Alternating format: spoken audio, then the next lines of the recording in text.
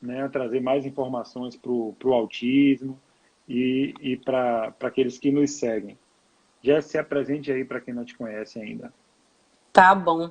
Bem, em primeiro lugar, Léo, eu quero agradecer a você, né, essa oportunidade de estarmos aqui juntos, divulgando esse tema que é tão denso, né, e que Uhum. requer tantos cuidados especiais, uma visão assim tão ampla. Agradecer a você, parabenizar pelo trabalho seu e de Rita Brasil aí na frente da AMA, que tem feito muito. Hoje eu estava pensando, né, sobre a causa e já já eu me apresento. Eu queria falar uma coisa que eu acho importantíssima. Embora em 2012 a ONU, né, através da OMS, que é um órgão ligado à ONU, tenha declarado a questão do autismo uma situação de, de calamidade, de emergência, eu acho que muito pouco foi feito, né? Embora a gente hoje já tenha leis e tal, que possa estar aí ajudando e defendendo, mas eu acho que a gente ainda tem uma grande estrada aí para ser cumprida, principalmente porque, por um lado, o número de casos só cresce, né? E por outro, a gente tem muito poucos profissionais, né, disponíveis para essa área e também a falta de políticas públicas. Esse, para mim, é um grande gargalo. Eu sou Jéssica Menezes, sou psicóloga e estou à frente da Método Desenvolvimento, que é uma clínica que tem foco em autismo, tá? E outros transtornos do desenvolvimento. Eu trabalho lá junto com outras colegas, é uma equipe multidisciplinar, tá? E queria aproveitar a oportunidade para dizer que o autismo ele é de uma complexidade tão grande que profissional nenhum sozinho vai dar conta da questão do autismo, tá? É importante saber disso. Então, sempre trabalhamos em parceria com outros profissionais. Quem são esses profissionais? TO, né, o terapeuta ocupacional, fono, fisioterapeuta, o próprio médico, que pelo ato médico só a ele cabe o direito de dar o diagnóstico. Além disso, musicoterapia, a ecoterapia também surte excelentes resultados no tratamento com crianças autistas. As próprias lutas marciais vêm ganhando um espaço muito, muito importante. Me perdoe se eu esqueci mais de algum profissional, mas eu quero dizer que são todos bem-vindos, aos quais, enquanto parceiros, eu tenho todo o meu respeito, tá?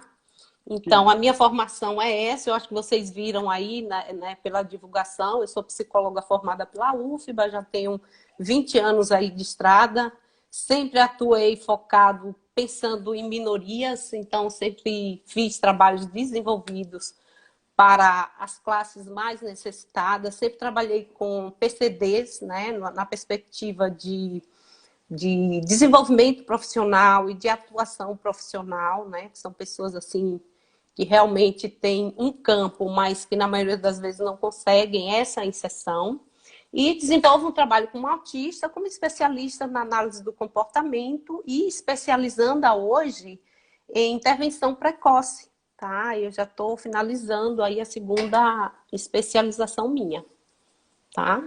É isso. ótimo. Deixa eu te falar. Primeiro, deixa eu dar um abraço aqui, que tem gente que sempre acompanha aqui.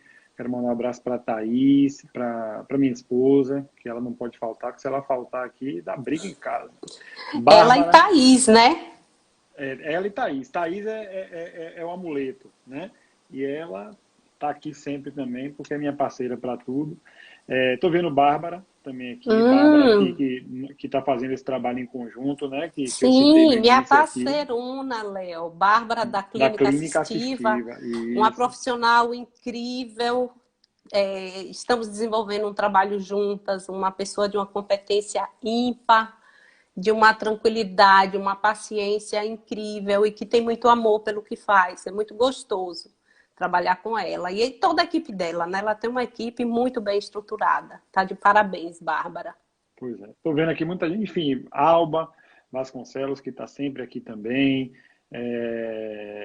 doutora Joana, que é psicopedagoga, estou vendo Cíntia, da UFS, lá na Universidade Estadual de Feira de Santana, enfim, Quero agradecer a todos aqui. Depois a gente vai falando mais o nome de algumas pessoas aqui.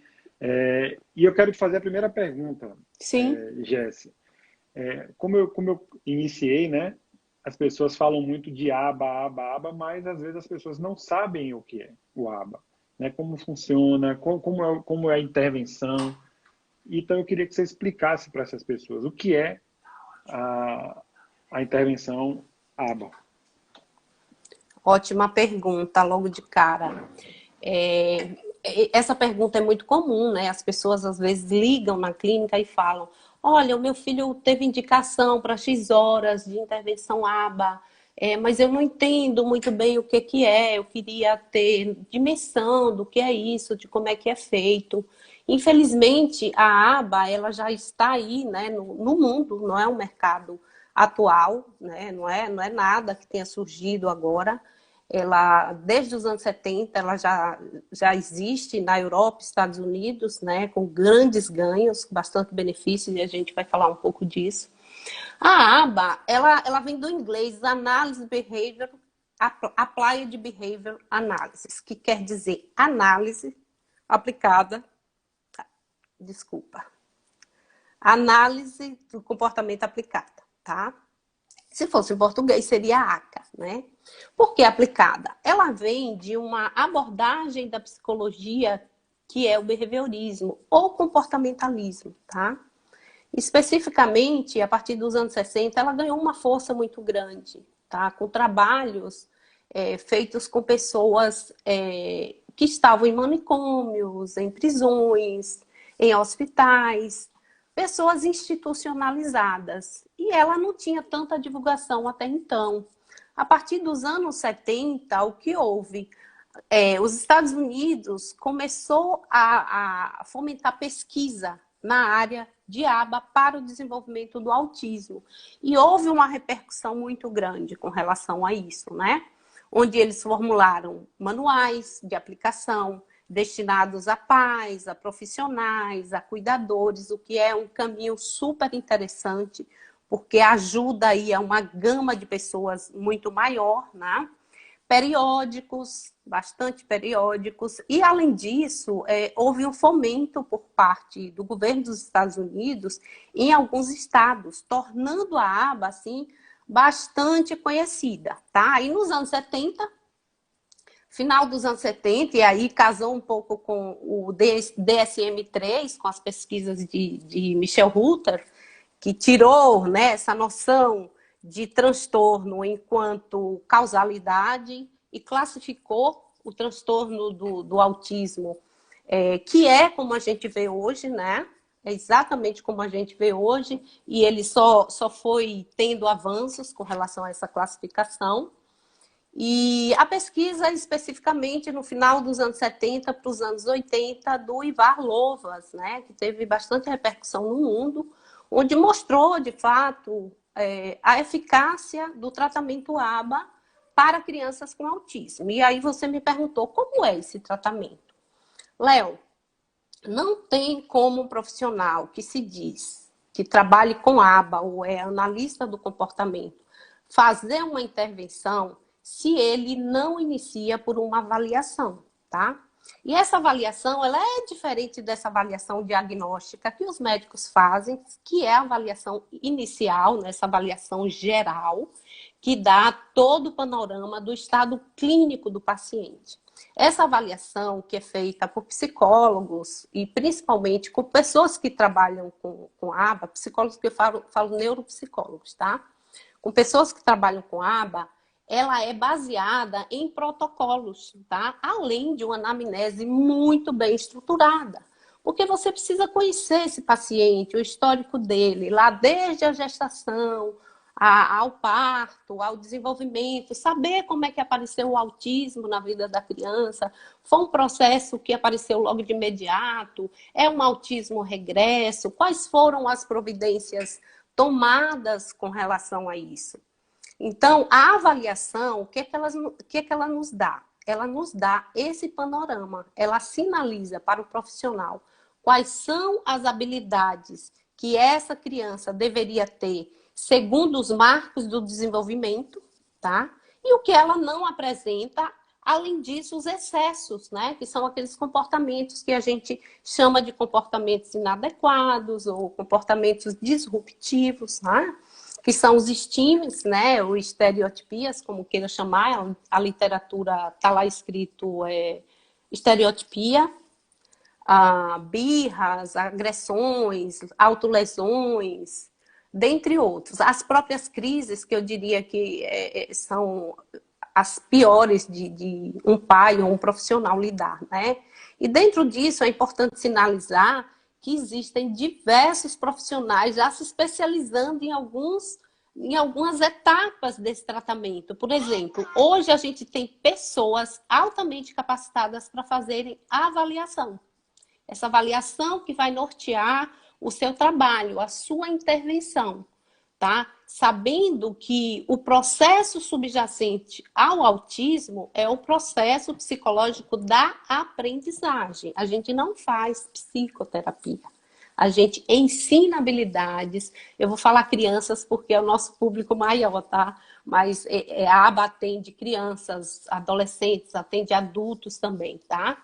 Então, a gente vai ensinar habilidades e, ao mesmo tempo, diminuir os comportamentos considerados inadequados. Quer fazer alguma pergunta? Quero.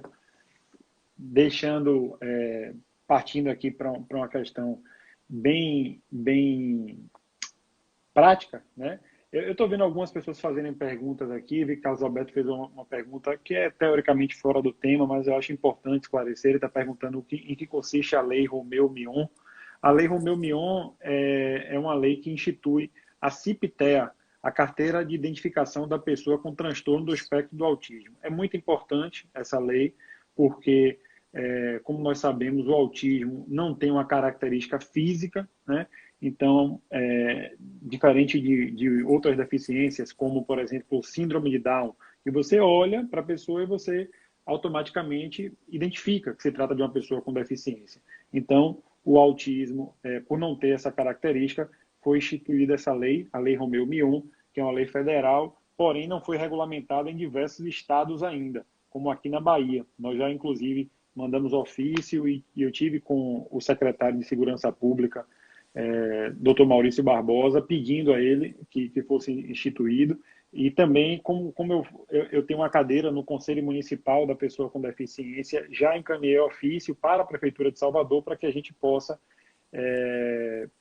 abreviar, né, isso. Agora, por exemplo, com a questão do uso das máscaras, que foi flexibilizado aqui em Salvador, nós estamos tendo que andar com os relatórios debaixo dos braços, porque não existe uma carteira de identificação, né? Então, mas, enfim, estamos caminhando devagarzinho, as coisas estão acontecendo. Estou vendo até que tem um vereador aqui na live, o vereador Demétrio. Peço a ele que movimente isso lá na Câmara dos Vereadores para que a gente possa ter logo a CIP-TEA aqui em Salvador.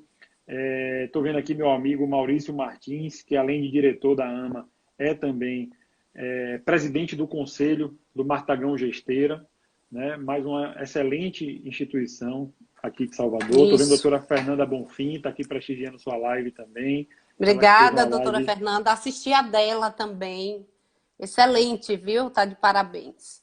Pois é, estou vendo aqui meu amigo Felipe Nilo, que é um mestre de jiu-jitsu, que atua com pessoas com autismo. Enfim, mas vamos conheço o Felipe. A gente participou de um evento, fez um ano agora, dia 25 de maio, né? Uma conferência feita por Maíra Gaiato. É um parceiro também, gente finíssima. Um beijo, Felipe. E lá em sua clínica, você, além de aba, você também atua com Denver, não é isso? Exatamente. E eu quero lhe perguntar uma situação que é comum tanto ao aba quanto ao Denver, que é justamente essa avaliação inicial que é feita, né, que vocês perguntam tudo, vocês querem saber de tudo. Qual Exatamente. é o objetivo de saber de forma tão minuciosa, né, a rotina, o comportamento da pessoa que está sendo avaliada ali? Então, comece a falar sobre a avaliação aí.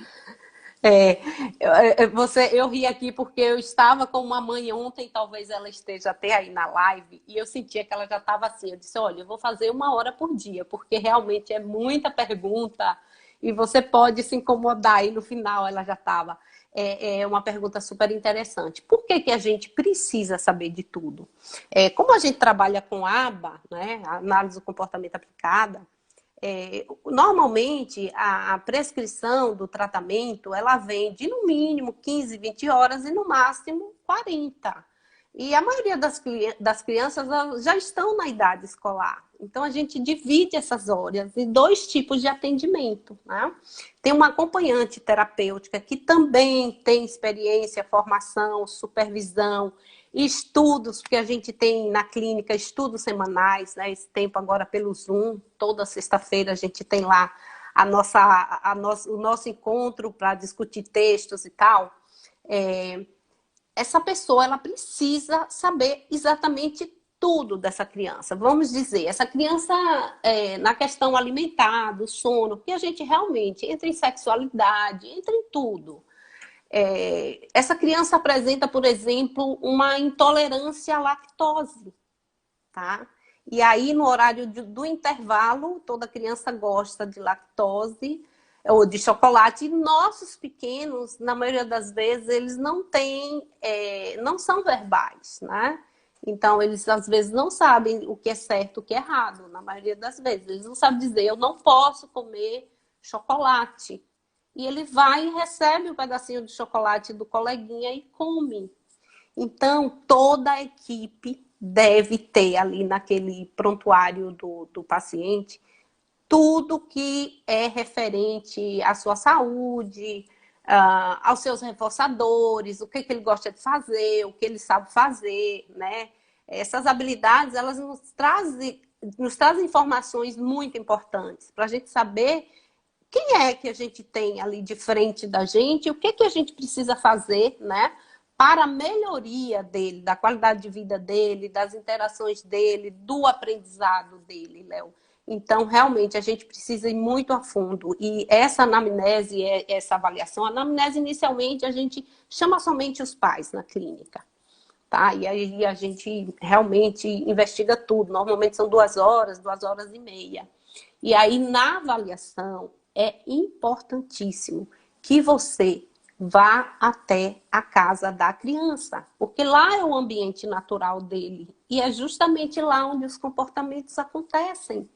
E é muito comum os pais dizerem assim, Jéssica, ele faz isso comigo. Ele não faz isso comigo, por que que ele faz com vocês? Né? Porque já existe ali uma forma, né, uma topografia de comportamento que é inadequado e que a criança, na maioria das vezes, tem ganho com isso. E a mãe não sabe lidar. E a gente precisa entrar na teoria para explicar para ela o porquê. Né? Você falou aí sobre reforçadores. Sim. Explique o que são esses reforçadores. Excelente. É o que a gente faz todo dia, né? Dizendo sim, dizendo não. Então, assim, uma criança, normalmente, ela emite lá um comportamento X. Eu vou dar um exemplo de tablet. Todos eles adoram um celular, um tablet. Então, essa criança, ela quer o tablet e ela sabe que ela não pode. Então, o que ela faz? Né? Ela chora. O estímulo, né, é o tablet. E aí o comportamento dela é olhar e chorar. Ela vai chorar, ela vai chorar, ela vai chorar. E a mãe, ou o pai, ou o cuidador, quem quer que seja, né, que não conhece o procedimento, às vezes não está dentro de um tratamento, não está tendo a orientação, o que que ela faz? Ela vai lá e entrega esse tablet. Então, ela reforçou um comportamento, só que um comportamento errado. O que que vai acontecer? Da próxima vez que ela quiser o tablet, né, e o cérebro do autista tem isso, né? Eles têm uma forma de aprender, então ficou a mensagem no cérebro, olha, quando eu quiser o tablet, eu vou chorar e eu vou ganhar o tablet. E esse comportamento, ele acontece para várias coisas, não só o de chorar, mas o de obtenção de objeto, obtenção de atenção, né? Então a gente tem que ter muito cuidado com os comportamentos que a gente reforça, tá? E as mães têm todos os reforçadores dentro de casa e não sabem usar, né? Essa semana uma mãe falou assim para mim, Jéssica, que brinquedos que eu compro para minha filha? Eu falei, não, a pergunta não é essa, é que brinquedos que eu vou tirar da vista da minha filha, porque ela tem todos. E aí, quando essa criança que tem autismo está exposta a uma série de estímulos de brinquedos, isso se constitui como distratores. Por quê? Porque a criança brinca sem função. Ela pega um brinquedo e larga. Pega o segundo e larga. Ela não dá função ao brincar. E a gente sabe pela teoria do brincar a importância do brincar na vida de qualquer criança, né? Desenvolvimento cognitivo, social, enfim, por aí vai, motor, né? E aí ela acaba brincando sem função e a mãe reforçando esse comportamento que é extremamente despropositado para quem atua dentro desse conceito aí, tá? Da análise do comportamento. E essa eu quero te fazer uma pergunta, porque lá na AMA são 250 pessoas, né? E nós temos os autistas lá de diversos graus. Eu tenho leves, eu tenho moderados, tenho severos. E eu usava um termo, né, até pouquíssimo tempo, que eu falava autoagressão e heteroagressão. E aí eu conversando com o Luiz, seu colega, aplicador de aba também. De aba, excelente profissional. Um beijo, Luiz. Luiz Humbert. Isso, exatamente. Ele aí conversando comigo, a gente trocando lá conversas, então ele virou para mim e falou assim, olha, eu não gosto muito desse termo agressão, autoagressão. Por quê? E ele me chamou a atenção para uma situação que é um discurso que eu tenho também, só que eu não usava justamente a expressão correta. Ele falava assim, quando a gente agride uma pessoa, quando eu quero agredir uma pessoa, eu tenho a consciência, eu tenho a vontade de agredir aquela pessoa. E no caso das pessoas com autismo, o que nós enxergamos, na maioria das vezes, é que não é uma vontade de agredir, ele não tem consciência. É muito mais uma reação instintiva, né, de alguma forma, né? Então, o termo que eu passo a utilizar é agora, né, depois dessa conversa com o Luiz, essa coisa toda, eu passo a usar a autolesão e a heterolesão. Que a autolesão é quando ele mesmo se lesiona, e a heterolesão quando lesiona alguém, que é diferente de agressão. Você pode lesionar sem querer agredir, né? E o raciocínio é basicamente isso. E aí, muitas mães, pais lá na AMA, quando a gente fala assim, olha, não adianta toda vez que seu filho lhe apertar, né, que ele chorar, que ele ficar mais nervoso, você ceder. Você vai ter que ter paciência para reverter isso, porque isso vai ser um reforçador perigoso. E aí eles falam assim, mas Leonardo, tem vezes que não dá, que é muito difícil. Aí eu quero lhe perguntar, Jéssica, como é que a gente deve se comportar? Nós, pais, devemos nos comportar quando, por exemplo, a criança, adolescente, o adulto quer algo, né? E aí começa a ou se lesionar ou lesionar a mãe, o pai, para conseguir aquilo ali. Porque pelo que vocês falam, né, pelo que vocês dizem, se eu entrego o objeto, eu estou reforçando aquele comportamento. Exato. Mas se eu não entrego o objeto também, machuca, dói. Então, como a gente deve proceder nesses casos? Primeiro, a gente costuma não esperar chegar a esse nível, né? Então, é o que a gente chama de antecipação. A gente se antecipa a alguns comportamentos, tá? Eu costumo orientar os pais a ir substituindo certos comportamentos inadequados por comportamentos mais funcionais. Olha, e aí a gente ensina algumas terapias, algumas brincadeiras que sejam, primeiro, motivadoras. Nenhuma criança, principalmente autista, vai ceder a uma atividade, a uma tarefa que não seja motivadora para ela, que aquilo ali não traga prazer para ela. Tá? Então tem que ser uma tarefa motivadora, é por isso que a gente tem essa prática de avaliar os reforçadores, saber o que é muito bacana, muito legal para essa criança. Então essa é uma das formas de ir substituindo, porque o que o cérebro do autista precisa? Ele precisa de novas conexões produtivas, funcionais, tá? E na ausência disso, o que fica? Ficam comportamentos inadequados. Então, essa é uma primeira uma iniciativa que nós, terapeutas, analistas do comportamento, costumamos tomar e substituindo. Até porque, Léo, tem pais que não toleram o choro, não toleram mesmo. Eles entregam logo. Ou às vezes tem vergonha, os vizinhos ficam ouvindo, eles talvez estejam numa situação assim que ele ainda não aceitou bem aquilo. Então, o que, que a gente faz? A gente indica esse tipo de procedimento e monitora. Tá? É muito importante monitorar. Respondendo a sua pergunta, já que chegou nesse nível, né, de autolesão, e eu concordo super com meu colega, o autista ele não é agressivo, ele tem reações, o que, que você tem que fazer? Existem técnicas de segurança. Você tem que, em primeiro lugar, garantir a segurança da sua criança, tá? Segurando as mãozinhas, colocando num lugar isolado, ficando com ele. É importante que tenha alguém, né, se for como o seu rapazinho, que já é grande, forte, ter alguém que tenha força, né, para segurar, até que ele se acalme. Porque quando isso acontece, não é uma birra, né? Normalmente a criança entrou numa crise, que é diferente. A birra, ela é intencional. A criança comete, faz aquele ato, emite aquele comportamento e fica observando se ele vai ter algum reforço, né? Se é atenção, se a mãe está olhando para o que ele está fazendo, se é obtenção de um objeto, se a pessoa vai entregar aquele objeto para ele, se é fuga de demanda ou de uma tarefa escolar, que a maioria tem pavor de fazer, né? Ele foge ali daquela tarefa. Então, é muito visível. Isso é muito importante para os pais saberem, terem essa dimensão do que é intencional. O que é intencional tem a ver com birra. Crise, não. Inclusive, o choro da crise é outro. E é fácil de identificar. Qualquer mãe, qualquer pai, ele vai saber diferenciar esse choro. Então, o que a gente indica é esse tipo de procedimento, procedimentos de segurança. Hoje existem profissionais, analistas do comportamento, altamente especializados aí nessa área.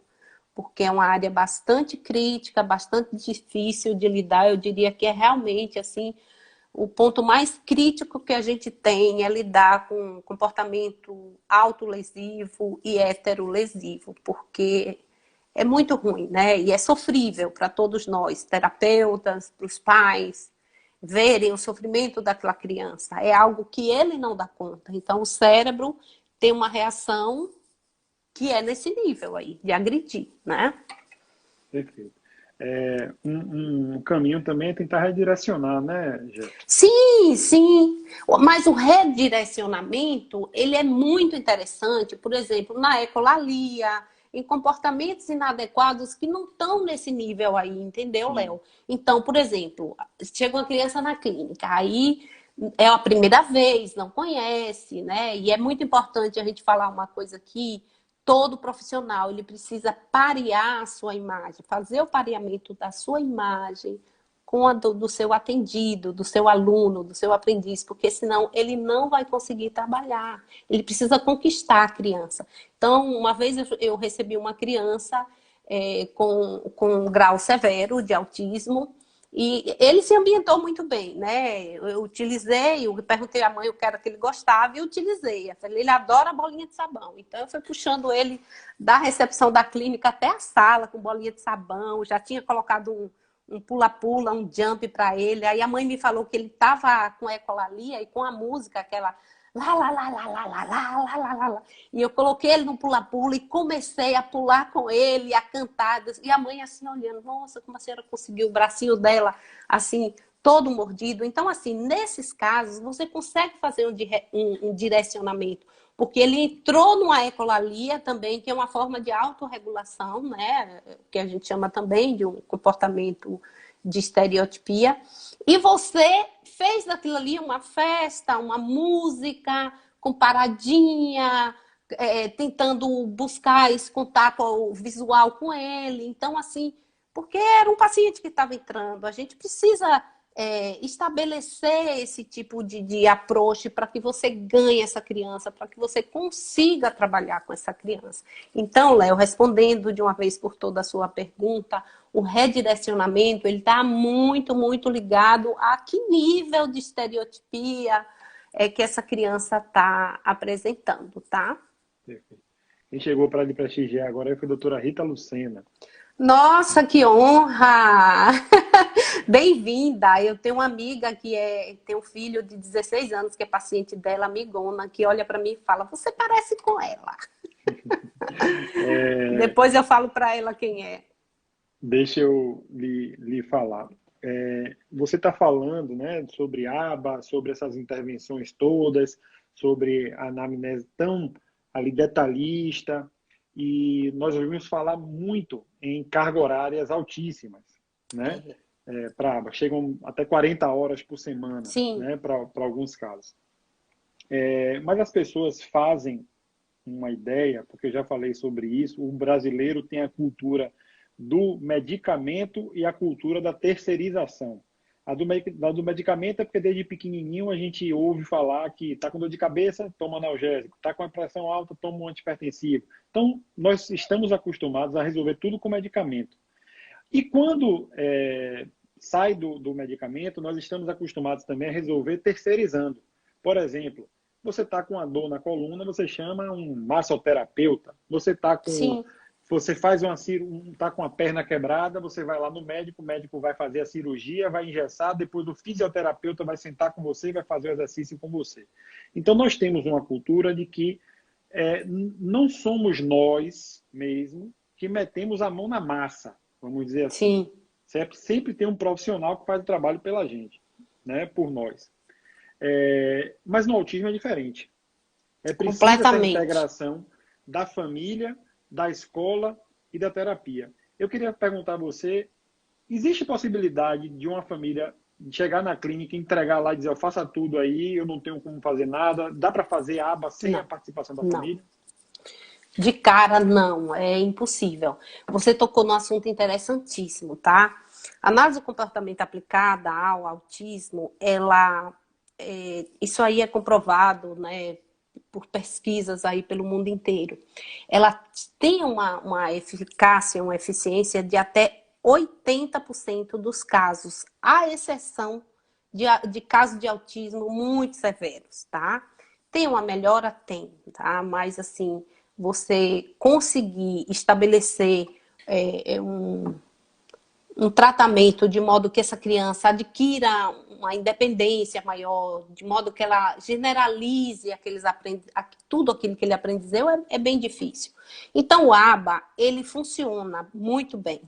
Em especial, quando o diagnóstico é precoce, quando essa criança chega na clínica ainda com 1 ano e pouquinho, 2 anos, tem avanços assim extremamente, assim impressionante, né?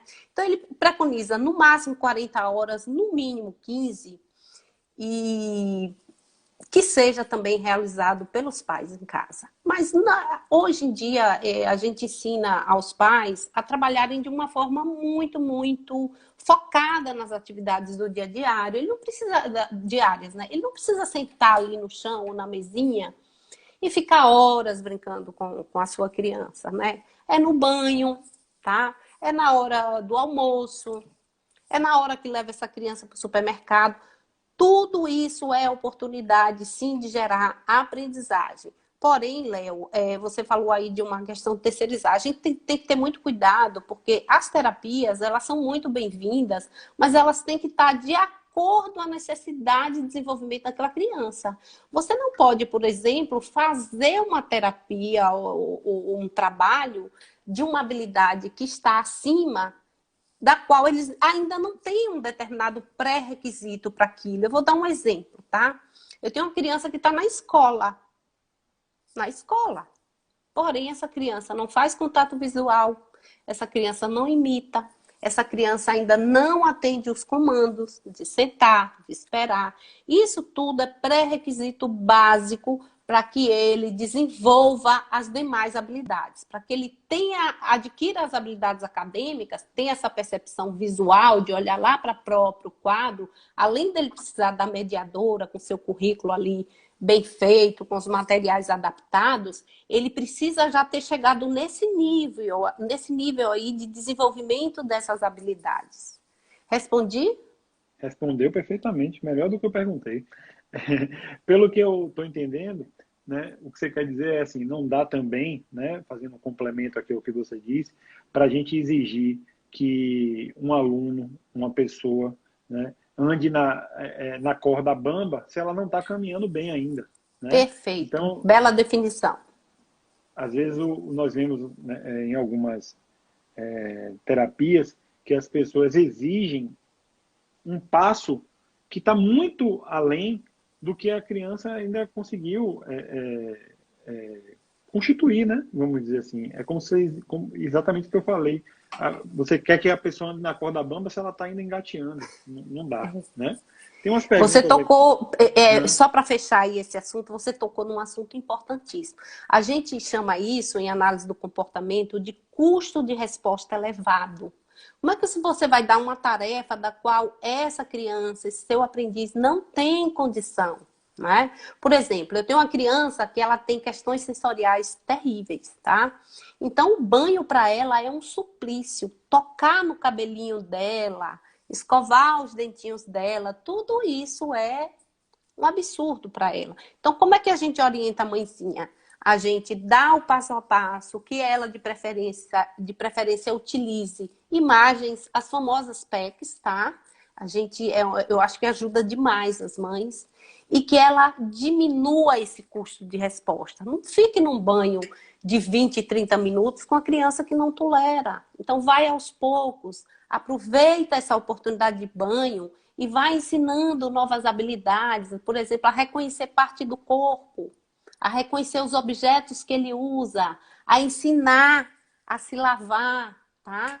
Então, a gente chama isso, Léo, de custo de resposta elevado. Infelizmente, tem muito as crianças matriculadas regularmente na escola. Eu não vou dizer que é ruim, não é. Principalmente se a escola for uma escola receptiva, acolhedora, se esses coleguinhas sabem que o seu coleguinha tem autismo, que é uma coisa que eu bato forte com as mães, você precisa falar, você precisa entrar no grupo de WhatsApp e falar da condição de seu filhinho, para que os coleguinhas entendam e respeitem. Né? Se não consegue, leve pelo lado emocional, da empatia e pergunte, se coloque no meu lugar e se fosse seu filho. Porque como eles não sabem brincar adequadamente, eles acabam sofrendo rejeição, né? Até porque as outras crianças são muito pequenas, não conseguem alcançar esse raciocínio. Mas eu acredito muito que se elas forem ensinadas, a gente consegue mudar essa realidade, né? De discriminação, de bullying, de preconceito, até para que a inclusão que a gente tanto sonha, ela seja efetiva, ela seja de fato feita, né? Como deve ser feito, tá? Perfeito. Priscila, minha esposa, estava colocando aqui, ela falou assim, muitos profissionais mandam colocar a criança na escola, mas muitas vezes essa criança não tem os pré-requisitos para desenvolver lá. E Perfeito. doutora Fernanda Bonfim também fez um comentário aqui dizendo o seguinte, é preciso não ter pressa para antecipar os marcos do desenvolvimento. E eu percebo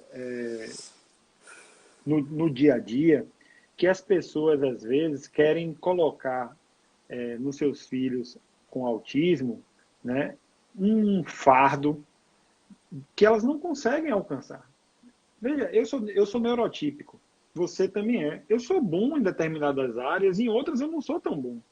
Mas a partir do momento que se faz uma intervenção terapêutica para desenvolver, para o desenvolvimento global, vamos dizer assim, a gente pretende, alguns pais pretendem que seu filho seja superstar em todos os campos do desenvolvimento. Isso não é possível, a gente precisa também respeitar o limite das pessoas. Né? Se meu filho tem uma questão sensorial, certo? Meu filho, por exemplo, ele não aceita de forma nenhuma o uso da máscara. Não aceita de forma nenhuma o uso da máscara. É claro que ele tem uma questão sensorial, ele tem uma hiperreatividade. Então, eu não posso exigir que uma pessoa que tem uma hiperreatividade sensorial aceite todos os toques, todas as texturas, porque não vai dar. Eu posso exigir que uma pessoa que não tem hiperreatividade, que não gosta de determinada textura, passe a suportar. Mas uma pessoa que tem uma hiperreatividade altíssima, ela não vai jamais conseguir, por mais trabalho que se faça. Né? Isso está aí laudado em todos os relatórios que nós utilizamos para conseguir essa flexibilização. Muitas vezes é impossível que isso aconteça.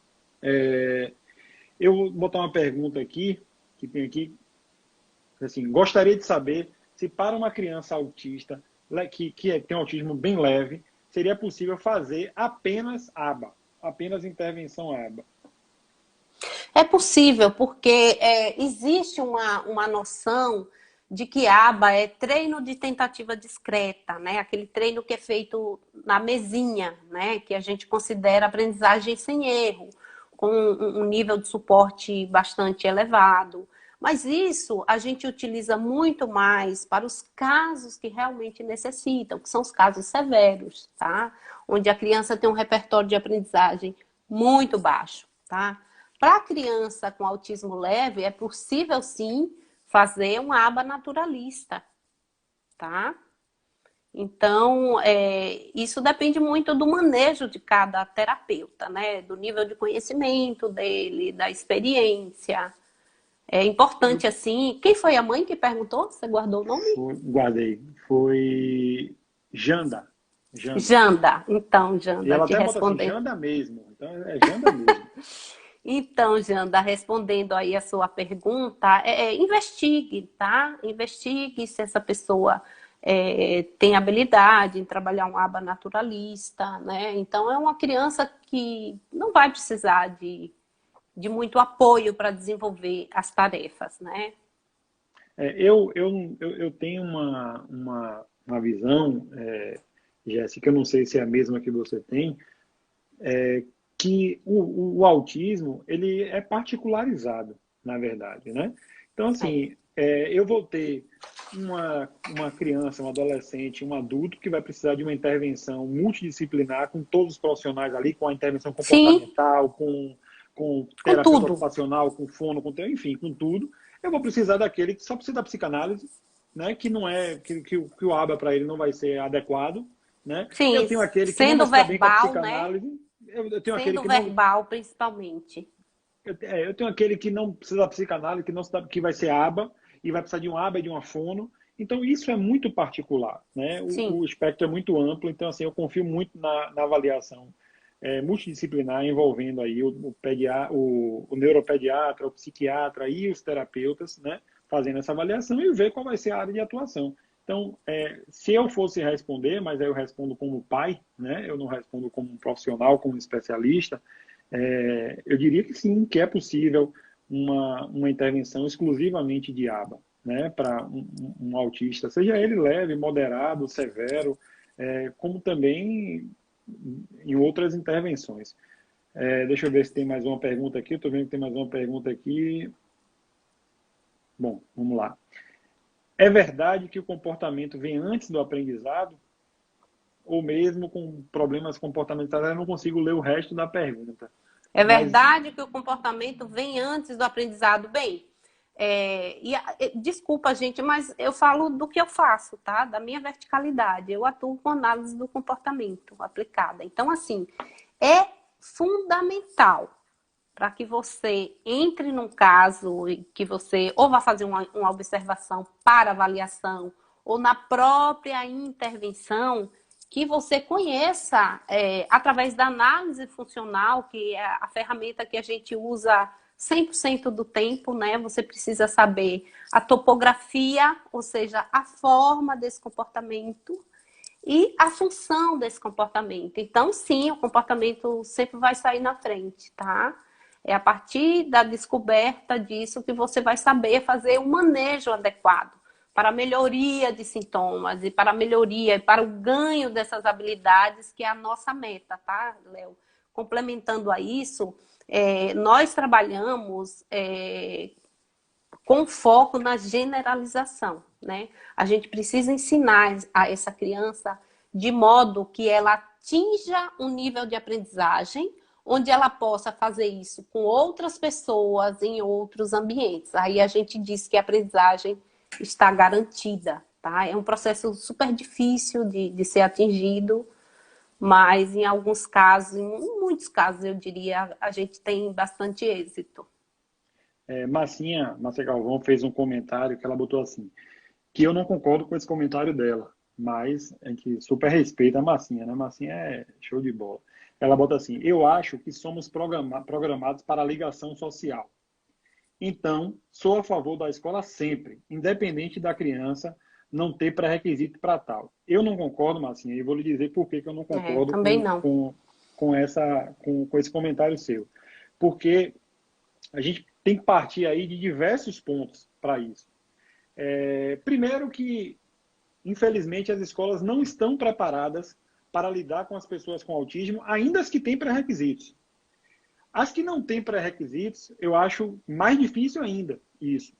E quando a gente coloca, né, uma criança numa escola sem ter esses pré-requisitos, a possibilidade dela criar uma, entre aspas, né, vamos dizer assim, antipatia daquele ambiente escolar e depois não conseguir se ambientar vai ser bem maior.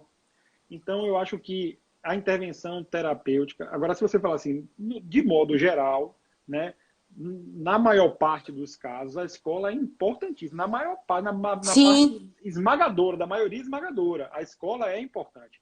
Mas existem casos que as escolas, não, na minha opinião, né, não são os melhores ambientes, porque a gente precisa antes justamente constituir esses pré-requisitos, né, para que essa escola não vire justamente um ambiente desconfortável. Aversivo, a gente chama de Aversivo. aversivo, tá? Exatamente, exatamente. Corroborando aí com o que você traz, Léo, a gente vê isso na prática, tá? Não sou eu que estou impondo, né? Tem literatura que relata isso, você pode entrar no PubMed, no Cielo, existem, né, plataformas excelentes aí para você buscar pesquisas confiáveis. Então, não sou eu quem está falando, tá? E a prática também mostra isso. Eu vou dar um exemplo. Eu tenho uma criança, ela tem uns 6, 7 anos, que na hora que a mãe chama para ir para a escola, eu falo mãe porque elas são mais presentes, assim, são mais as que realmente cuidam no dia a dia, porque o paizinho tá a trabalhar, né? Então não é demérito, não.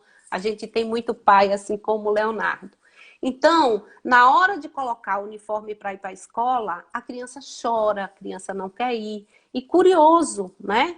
Ela foi, porque já é uma criança que tem um nível de desenvolvimento bacana, ela pega o outro uniforme da escola anterior para vestir. Quer dizer, ela está sinalizando o que ela quer, o que é bom, o que é legal para ele. E aí a gente entra para descobrir o que é que tinha nessa escola, né?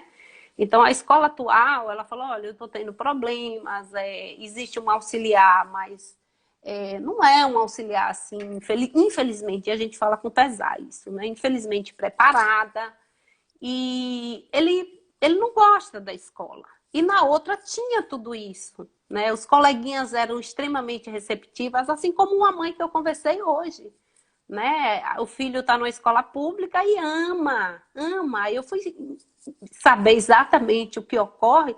Os coleguinhas todos são muito legais, né? Tem uma ajudante de sala também, que é muito legal. Então, isso aí independe se você está pagando uma escola cara ou não. Você tem, mamãe. E aí, respondendo a Massinha, observar o ambiente. Eu acho que você está falando da sua realidade, muito provavelmente. E é importante quando os pais dão sorte, né? Eu digo sorte de achar esse ambiente acolhedor para o seu filho, porque é tudo que a gente quer. Ninguém quer seu filho sofrendo, seja ele típico ou atípico, sendo rejeitado, está num lugar que é aversivo. Né? É muito ruim isso. Deixa eu lhe dizer, está faltando um pouquinho mais de 5 minutos para encerrar a nossa Tá. live. Estou bem feliz porque uma noite de São João, né? Com 60 pessoas aqui acompanhando Oba! a gente, muita gente procurando saber se vai ficar gravado. A partir Sim. da live de hoje, né? Eu não vou deixar mais as lives no feed, né?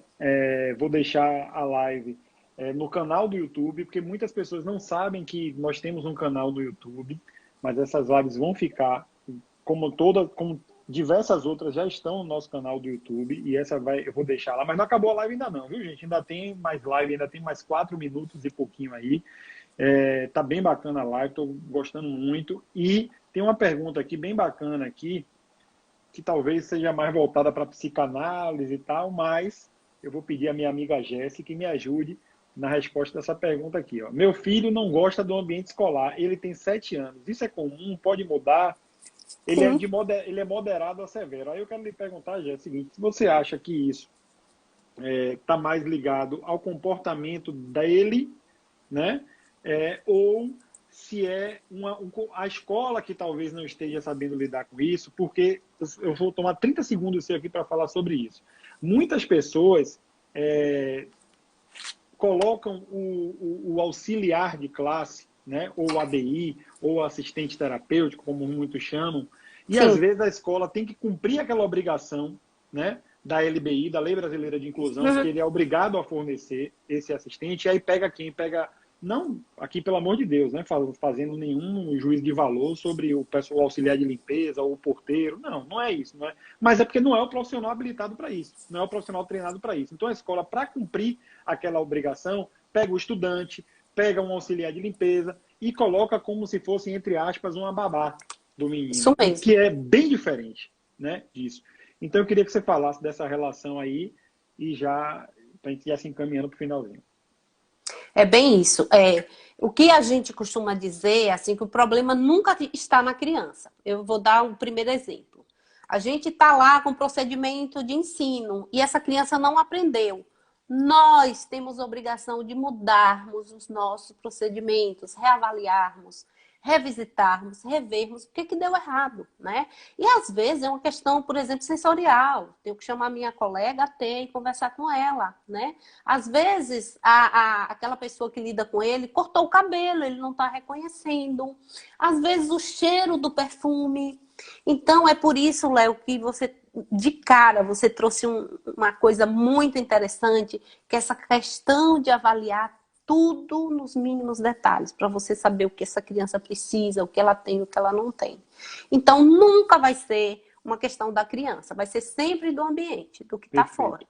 Porque ela vai estar sempre preparada para aprender, tá? Como qualquer outra criança. É mais difícil, porque o que o nosso trabalho preconiza, e que é a parte dificultadora, é a intensidade, né? A gente depende de uma carga horária grande para que essa criança realmente amplie esse repertório.